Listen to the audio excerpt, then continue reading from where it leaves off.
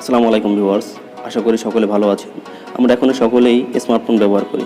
Smartphone ব্যবহার করতে গেলে আমাদের কাছে একটা সমস্যা দেখা দেয়, সেটা হচ্ছে আমাদের ফোনের ব্যাটারির ব্যাকআপ নিয়ে।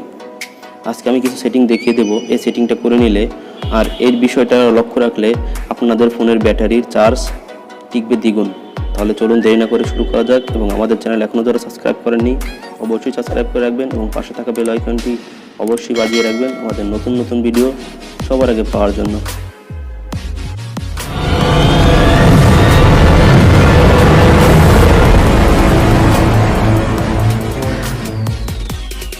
দীর্ঘ সময় রাখার জন্য আমাদের প্রথম চলে যেতে হবে ফোনের সেটিং অপশনে। আমরা চলে গেলাম ফোনের সেটিং অপশনে। সেটিং অপশনে গিয়ে আমাদের চলে যেতে হবে ব্যাটারি অ্যান্ড পারফরমেন্স। আমাদের সকল অ্যান্ড্রয়েড সেটে আমাদের এই ব্যাটারি অ্যান্ড পারফরমেন্স অথবা ব্যাটারি নামে যে অপশনটা থাকবে সেই অপশনে আমরা ট্যাপ করব।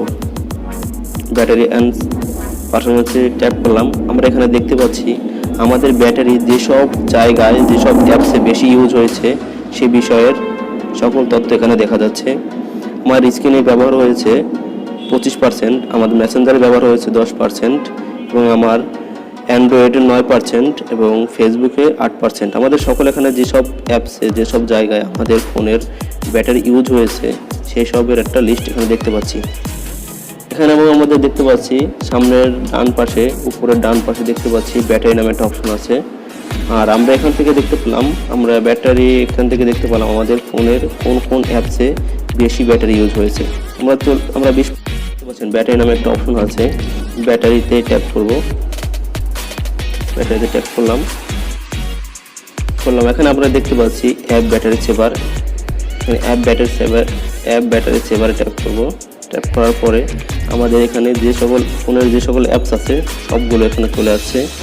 আমার ফেসবুকে বেশি ব্যাটারি ইউজ হয়েছে, ইচ্ছা করলে আমি ফেসবুক এখানে ট্যাপ করব। এখানে দেখা যাচ্ছে ব্যাটারি সেভার রিকমেন্ড অপশন চালু করা আছে। আমরা এখানে রেস্ট্রিক্ট ব্যাকগ্রাউন্ড অ্যাক্টিভিটি এখানে ট্যাপ করব।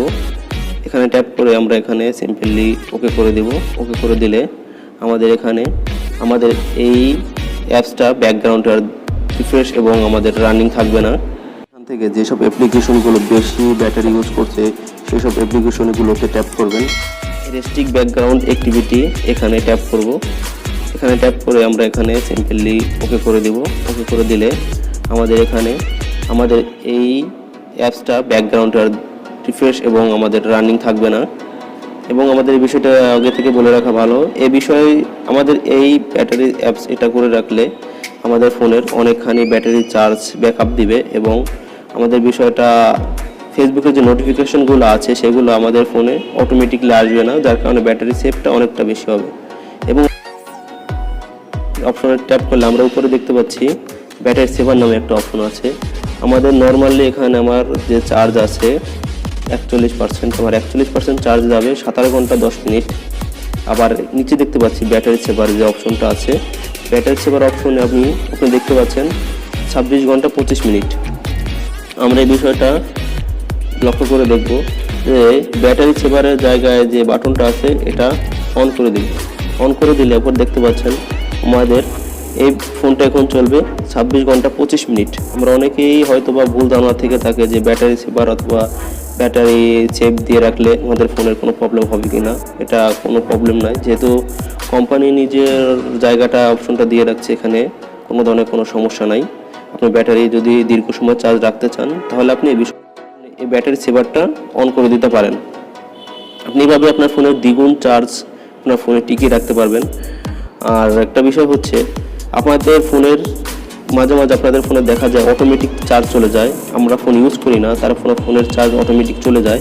সেই বিষয়টা হচ্ছে আপনাদের ফোনের উইক নেটওয়ার্কের কারণে আপনাদের ফোনের অনেক সময় চার্জ চলে যায়। দেখা গেছে যে নেটওয়ার্ক যদি কম থাকে, 1 দাগ 2 দাগ যখন নেটওয়ার্ক থাকে আমাদের, তখন দেখা গেছে আমাদের প্রসেসরের পাওয়ারটা অনেক বেশি ইউজ হয়, যার কারণে আমাদের ব্যাটারিটা অনেক বেশি ইউজ হয়।